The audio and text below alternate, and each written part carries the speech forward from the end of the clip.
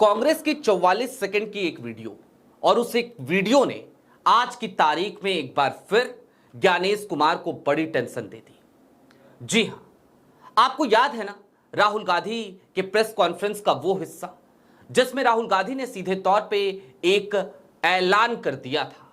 उन्होंने बताया था कि आज की तारीख में चुनाव आयोग के अंदर से उनके पास सबूत पहुंचने लगे हैं और अब एक एआई जनरेटेड वीडियो कांग्रेस ने साझा करी है। आज की तारीख में जरा इस बात का विश्लेषण करने की जरूरत महसूस हो रही है कि क्या वाकई में चुनाव आयोग के भीतर से कुछ फाइलें कांग्रेस तक पहुंचने लगी हैं।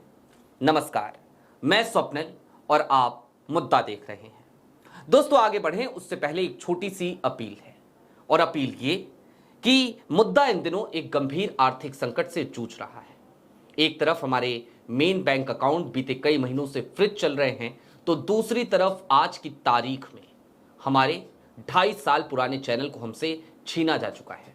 लिहाजा डे टू डे ऑपरेशंस में मुद्दा को कई मुश्किलों का सामना करना पड़ रहा है।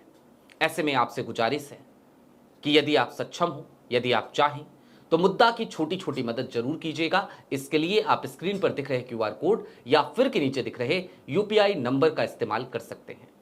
अब आगे बढ़ते हैं और जब आगे बढ़ते हैं तो सबसे पहले राहुल गांधी का वो एक बयान जिसने हड़कंप मचा दिया था, पहले आपको वो बयान एक बार फिर रिकॉल कराएंगे और उसके बाद उस एआई जनरेटेड वीडियो की तरफ चलेंगे और फिर इस बात का विश्लेषण करेंगे कि आज की तारीख में कांग्रेस का जो कॉन्फिडेंस है वो इतना तेजी से क्यों ग्रो हो रहा है और साथ ही साथ चुनाव आयोग और वोट चोरों के गिरोह में हड़कंप क्यों मचा हुआ है।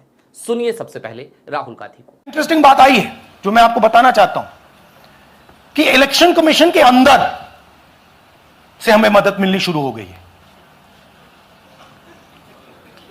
मैं साफ बोल देता हूं, इलेक्शन कमीशन के अंदर से, पहले नहीं हो रहा था, अब इलेक्शन कमीशन के अंदर से इंफॉर्मेशन आ रही है। यह रुकेगा नहीं।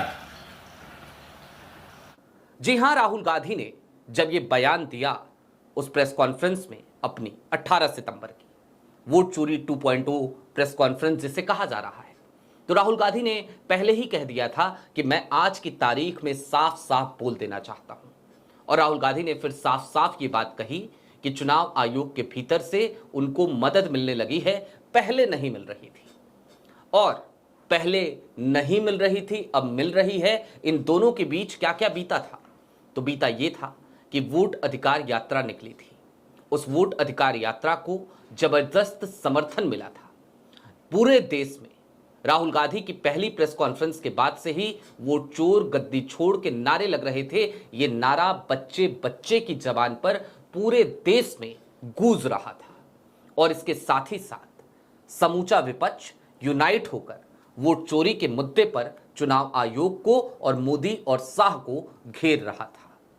जाहिर सी बात है, इसके बाद चुनाव आयोग के भीतर बैठे हुए वो अधिकारी जो अधिकारी ये समझते हैं कि सत्ता आनी जानी चीजें हैं, आज की तारीख में इनकी सत्ता है, कल की तारीख में किसी और की आएगी तो फिर पासे पलट जाएंगी, स्थितियां बदल जाएंगी, जांच होगी तो कार्रवाई भी होगी और जो इम्यूनिटी मिली हुई है ये इम्यूनिटी भी छीनी जा सकती है, कानून कभी भी बदला जा सकता है। तो हड़कंप तो मचना ही था। अब उस एआई जनरेटेड वीडियो की तरफ चलते हैं जो आज की तारीख में कांग्रेस ने साझा करी और फिर उसका विश्लेषण करते हैं। देखिए पहले कांग्रेस ने आज क्या वीडियो जारी करी है। ने मांगा सब दिया, फिर ये राहुल गांधी रोज नए खुलासे कैसे कर रहा है? मालिक, मुझे नहीं पता ये सब कैसे हो रहा है। मालिक, ये देखो। मोदी जी समझते हैं कि सब बिकाऊ हैं, लेकिन आज भी कई ईमानदार लोग लोकतंत्र बचाना चाहते हैं। चुनाव आयोग में भी कुछ लोग हमारी मदद कर रहे हैं।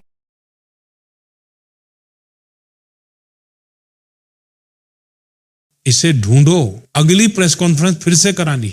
मुझे लगता था अपने पूरे स्टाफ को दबाव में लाकर मोदी जी का खेल रच दूंगा, लेकिन कुछ लोगों ने मेरी लंका लगवा दी। अब हाइड्रोजन बम आएगा तो मैं मुंह दिखाने लायक नहीं रहूंगा।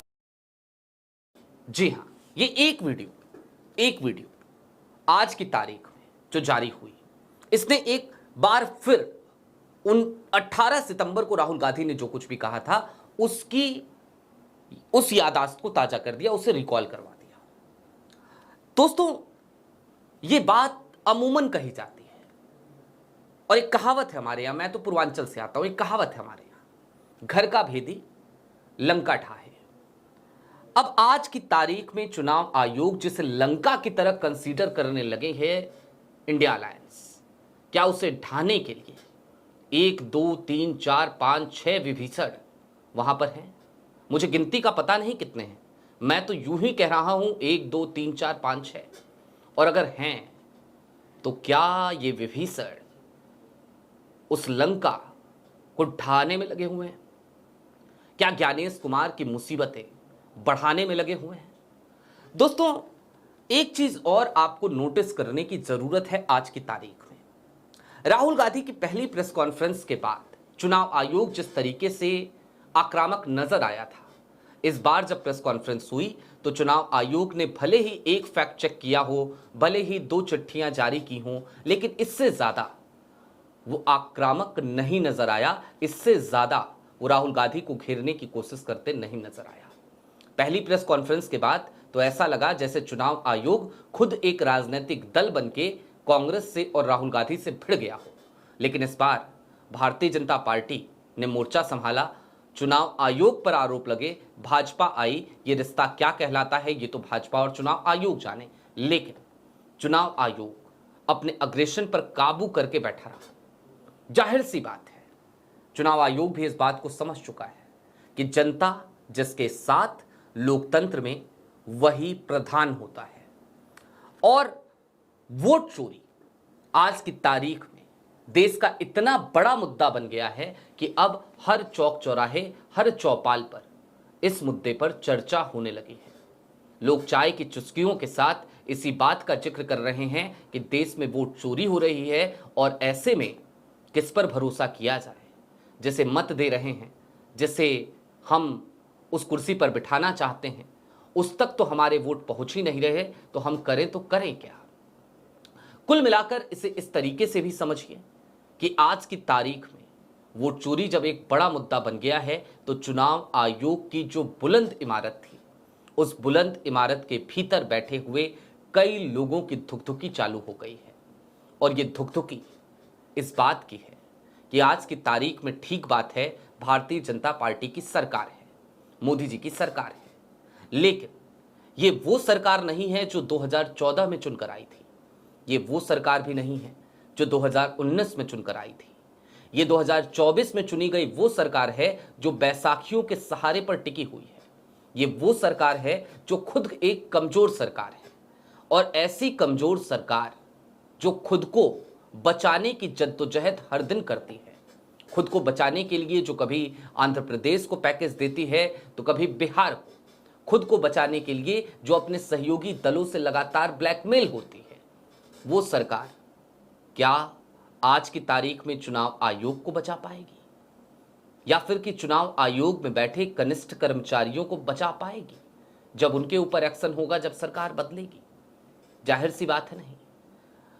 अच्छा दोस्तों, इस बीच में जिस तरीके से बीते कुछ दिनों में कुछ और घटनाक्रम हुए हैं, उन्होंने इस बात को और पुख्ता कर दिया है कि राहुल गांधी के पास चुनाव आयोग के भीतर से भी सबूत पहुंचने लगे हैं। दोस्तों, अभी तक सीआईडी कर्नाटका लगातार चिट्ठी पे चिट्ठी लिख रही थी। 18 महीने में 18 चिट्ठी लिखी और हर चिट्ठी पर निराशा हाथ लगी। 3 चीजें मांगी थी, OTP trails, device destination port, destination IP, लेकिन वो तीनों चीजें चुनाव आयोग सीआईडी कर्नाटका को देने के लिए तैयार नहीं था। लेकिन आज की तारीख में देखिए ना, अब उस सीआईडी जांच को ही बंद कर दिया और एसआईटी गठित कर दी। अब एसआईटी गठित की तो जाहिर सी बात है एसआईटी को इनपुट भी चाहिए होगा। ठीक बात है, वहां पर साइबर क्राइम डिपार्टमेंट के वरिष्ठ आईपीएस ऑफिसर भी हैं, लेकिन इन सब के बावजूद अंदर खाने की जानकारियां तो चाहिए होंगी, सोर्सेज की जानकारियां तो चाहिए होंगी, सोर्सेज की जरूरत तो पड़ेगी।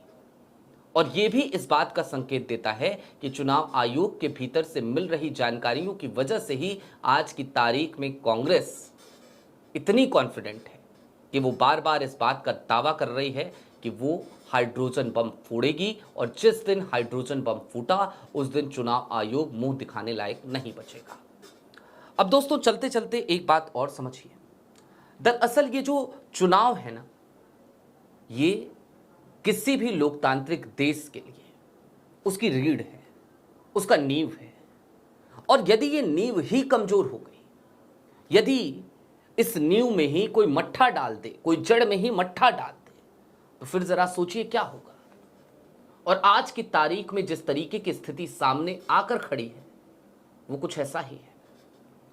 लोकतंत्र में ये बुनियादी तकाजा है कि चुनाव निष्पक्ष हो, चुनाव पारदर्शी हो, लेकिन जब चुनाव आयोग एक इस तरीके के इंस्टीट्यूशन में तब्दील हो जाए जो विपक्ष को मुंह तोड़ जवाब देने की कोशिश करे, बजाय उसकी आशंकाओं, उसकी शंकाओं, उसके सवालों के जवाब देने के, उसको संतुष्ट करने के, तो फिर निश्चित तौर पर देश एक ऐसे मुहाने पर आकर खड़ा हो जाता है जहां पर चुनावी प्रक्रिया पर भरोसा कोई करे तो कैसे करे।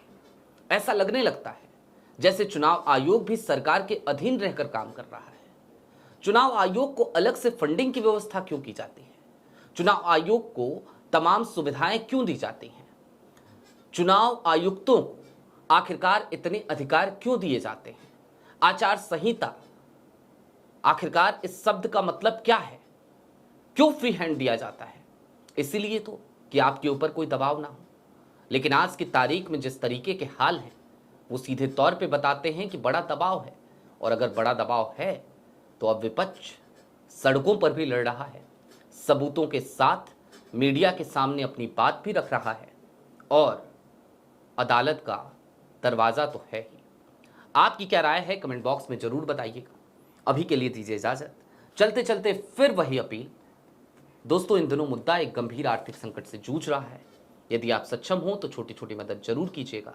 यदि आप चाहें तो इस स्क्रीन पर जो QR कोड है, नीचे जो UPI का नंबर है, आप इसका इस्तेमाल करते हुए अपनी मदद हम तक पहुंचा सकते हैं। और इसके साथ ही साथ ये भी गुजारिश कि चैनल पे नए हों तो सब्सक्राइब करते हुए जरूर जाइएगा। बहुत शुक्रिया।